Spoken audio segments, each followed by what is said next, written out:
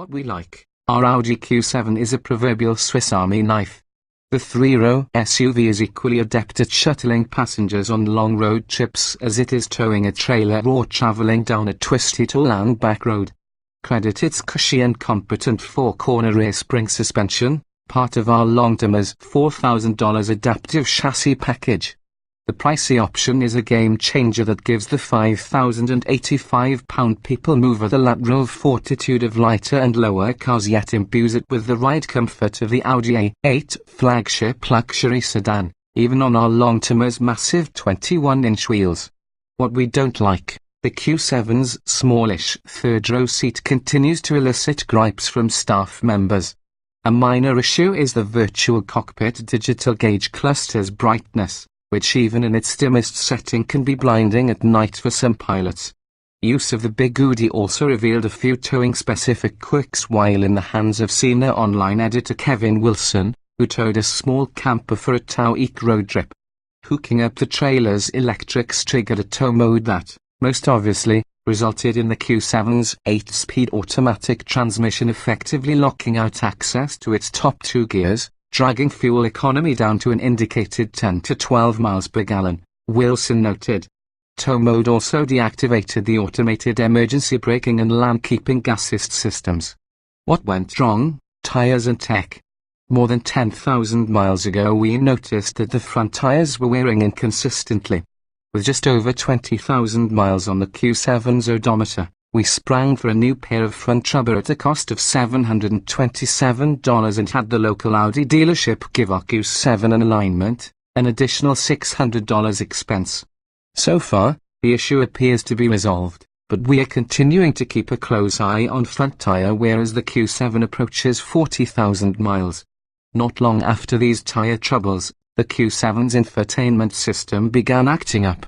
Multiple drivers reported that the MMI screen would power off, retract into the dash, reboot itself, and then rise back up from the dash as if nothing had happened.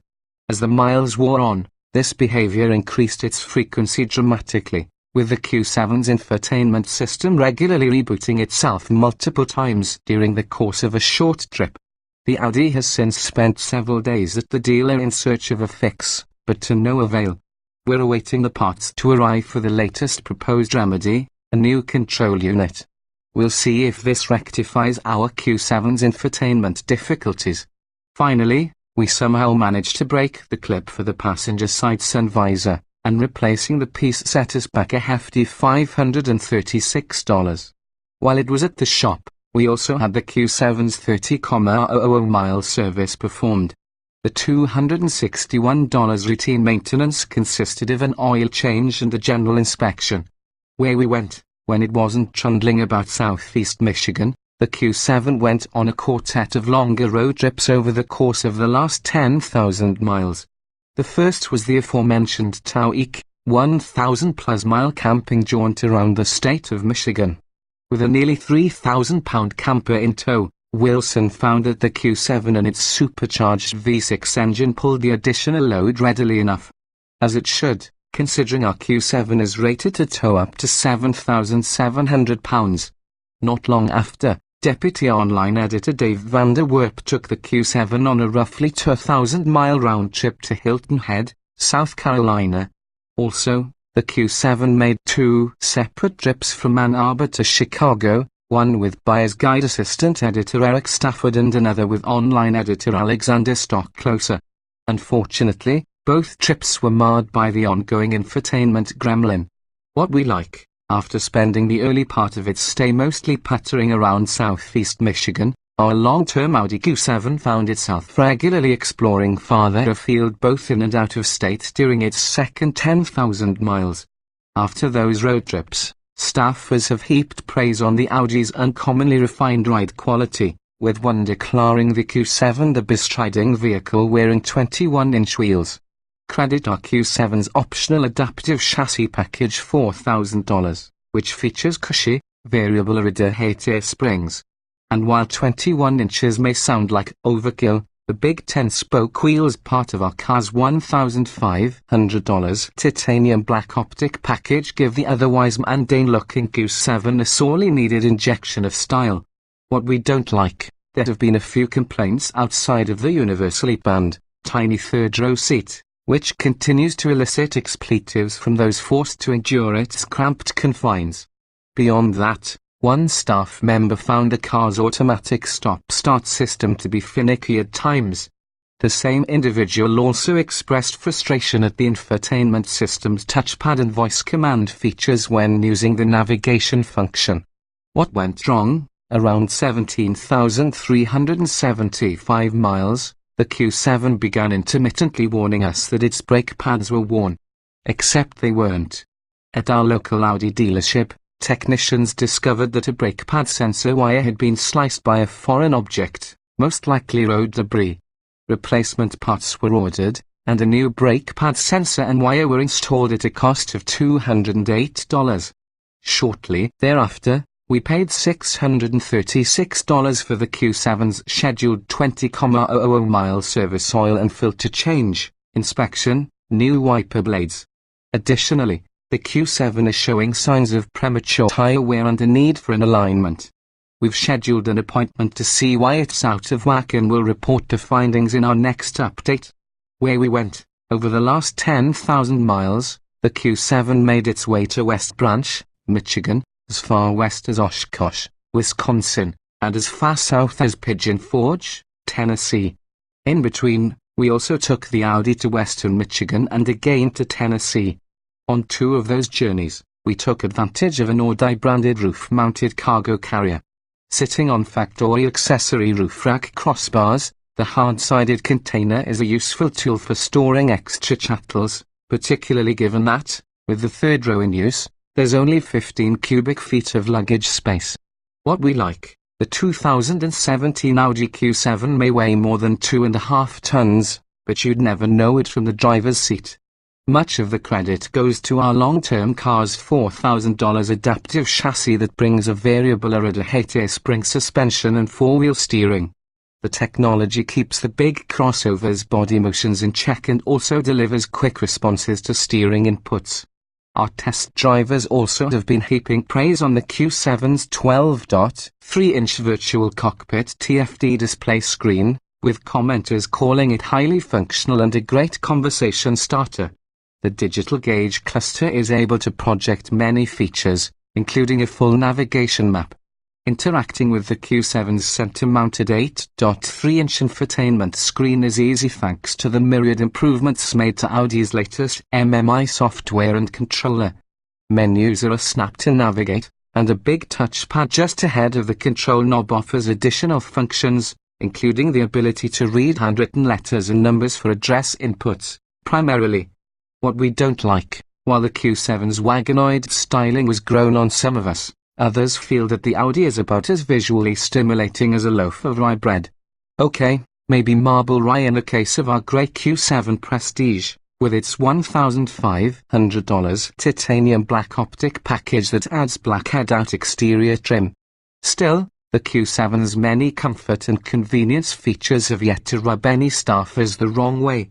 As one put it, I can't think of much I would change here, save for the ugly brick styling. What went wrong? Our first 10,000 miles have been largely trouble-free, although the Q7's infotainment system has frozen on us on 2 occasions. Both times the issue resolved itself. Costs have been almost non-existent, including the Q7's complimentary 10,000-mile service, which included an oil change and a top-off of the windshield washer fluid, as well as visual inspections of the brakes, tires, and wiper blades. Where we went, although our Q7 spent the majority of its first 10,000 miles in suburban Michigan, the comfortable crossover did visit Pennsylvania twice and Ohio once.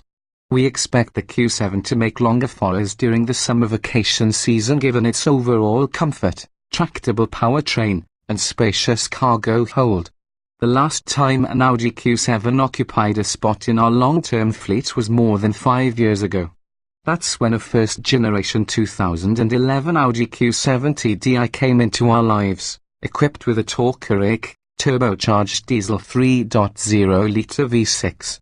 No longer offered with a diesel engine thanks to the Volkswagen Group's emissions scandal, the new Q7 is available with one of 2 power plants, a 252 horsepower turbocharged 2.0-litre inline four or a 333 horsepower supercharged 3.0-litre V6, the latter of which powers our long-term 2017 Q7. Both engines appeared with an 8-speed automatic transmission driving all four wheels. Despite lacking a miserly TDI option, the Q7 posts EPA ratings of 20 miles per gallon city and 25 miles per gallon highway with a base 4-cylinder and 1,925 miles per gallon with a V6. Both powertrains best our old TDI's 17 miles per gallon city rating and Tide's 25 miles per gallon highway figure. Credit for the Q7's improved fuel economy can be partially attributed to an old trick from the Lotus playbook, adding lightness.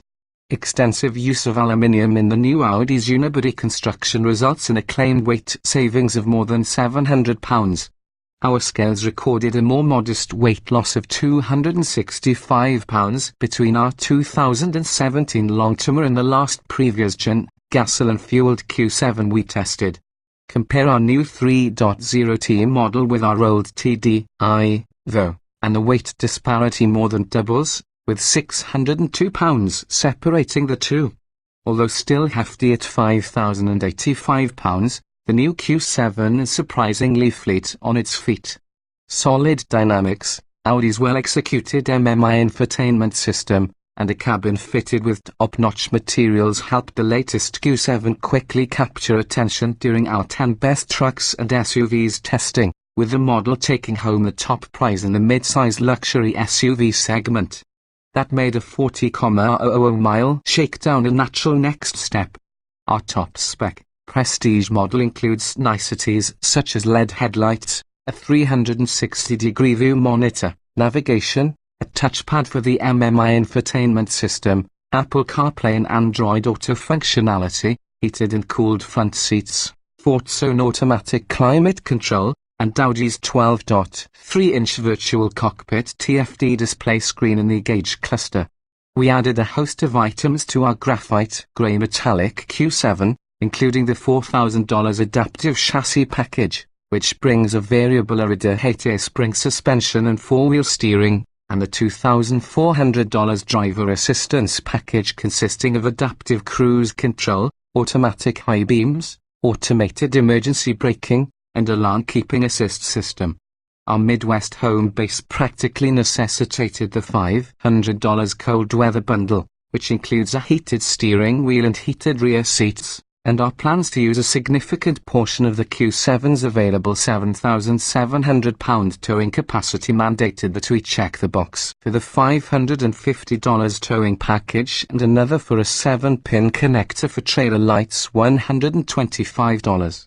A cargo cover, floor mats, pro-wiring for a rear seat entertainment system, and a pair of USB cables for charging our phones tacked on an additional $755. Finally, we dropped $1,500 for the admittedly superficial titanium black optic package, consisting of a black head-out grille, window surrounds, and roof rails, as well as 21-inch 10-spoke wheels wearing Continental Conti Sport Contact 5 summer tires. Even on this largest wheel option, the air-sprung Q7's ride quality is impressively refined. Before we swapped out the Continentals for a set of winter-ready Biolis, we had the opportunity to test the Q7 on its stickier stock rubber.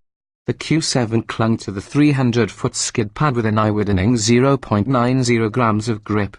Hauling this big SUV down from 70 miles per hour required only 155 feet. To put that in perspective, our 2,324-pound long-term Mazda Miata pulled 0.88 grams on the skid pad and needed 158 feet of roadway for a 70 miles per hour stop. Less stellar were our Q7's acceleration times. While a 0 to 60 mph time of 6.3 seconds and a quarter mile of 14.7 seconds at 96 miles per hour are nothing to scoff at, a similar 2017 Q7 3.0T we previously tested was quicker to 60 by 0.8 second and through the quarter mile by 0.5, with a trap speed 3 miles per hour higher. We'll see whether those figures improve once our Q7 turns 40,000 miles. Our Audi's passing performance proved commendable right out of the box, with the quick-shifting 8-speed automatic making the most of the engine's 325 lb-ft of torque and rocketing the all-wheel drive crossover from 30 to 50 miles per hour in 3.0 seconds flat and from 50 to 70 miles per hour in 4.4 seconds. With no major long-haul trips undertaken yet, our observed fuel economy of 19 miles per gallon is 2 miles per gallon below the EPA's combined figure. We expect fuel mileage to rise as this comfortable and competent 7-seat cruiser starts traveling farther afield.